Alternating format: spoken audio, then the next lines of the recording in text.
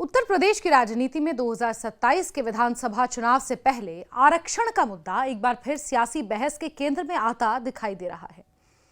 बीते 22 अगस्त को deputy CM Brajesh Pathak का आरक्षण सुधार आंदोलन के नेता हर्ष दुबे और छात्रों के प्रतिनिधिमंडल के साथ संवाद करना इसी बदलते राजनीतिक माहौल की ओर इशारा करता है।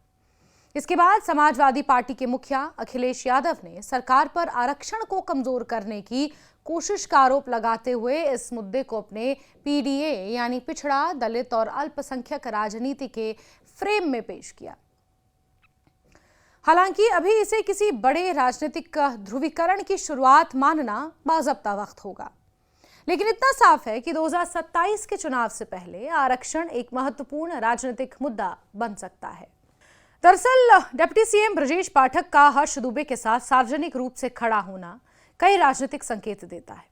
आरक्षण हटाओ आंदोलन से जुड़े वर्ग की लंबे समय से मांग रही है कि मौजूदा आरक्षण व्यवस्था में बदलाव किया जाए। सरकार ने इस मांग को सीधे खारिज करने के बजाय आंदोलन के प्रतिनिधियों से बातचीत का रास्ता चुना। बीजेपी के लिए इसका एक संभावित राजनीतिक लाभ यह हो सकता है कि वो सामान्य वर्ग के उस हिस्से तक पहुंच बनाने की कोशिश करें जो आरक्षण व्यवस्था को लेकर असंतोष रखता है। ऐसे मतदाताओं के बीच ये संदेश दिया जा सकता है कि सरकार उनकी चिंताओं को सुनने के लिए तैयार है, लेकिन यही कदम बीजेपी के लिए राजनीतिक जोखिम भी पैदा कर सकता है। उत्तर प्रदेश में चुनावी राजनीति का बड़ा आधार पिछड़ा वर्ग और दलित मतदाता है। राज्य की 403 विधानसभा सीटों पर उम्मीदवारों की जीत और हार में जातीय और सामाजिक समीकरण लंबे समय से महत्वपूर्ण भूमिका निभाते रहे हैं, या यूं कहें कि हमेशा से ही ये दो फैक्टर्स, जातीय समीकरण और सामाजिक समीकरण, ये महत्वपूर्ण भूमिका निभाते हैं। ऐसे में आरक्षण, रिजर्वेशन से जुड़े किसी भी कदम या बयान का असर केवल सामान्य वर्ग तक सीमित नहीं रह सकता।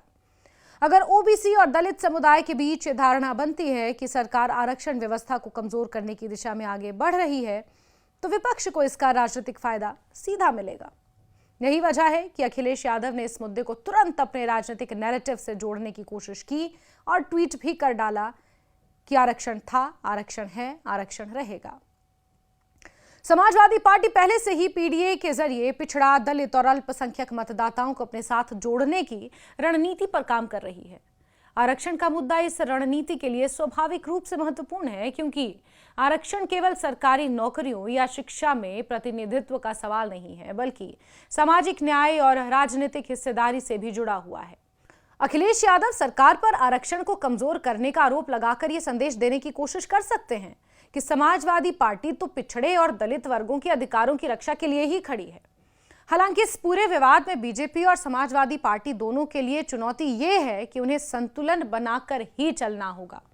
बीजेपी अगर आरक्षण व्यवस्था में बदलाव की मांग करने वाले सामान्य वर्ग के आंदोलन के प्रति ज्यादा सहानुभूति दिखाती है, तो उसे ओबीसी और दलित मतदाताओं के बीच अपनी स्थिति स्पष्ट करनी होगी, अपना स्टैंड क्लियर करना होगा।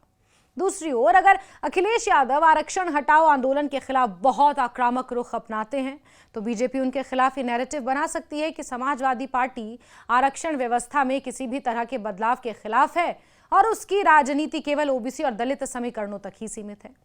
इस तरह आरक्षण का ये मुद्दा दोनों दलों के लिए फायदे और नुकसान दोनों की संभावना लेकर चल रहा है।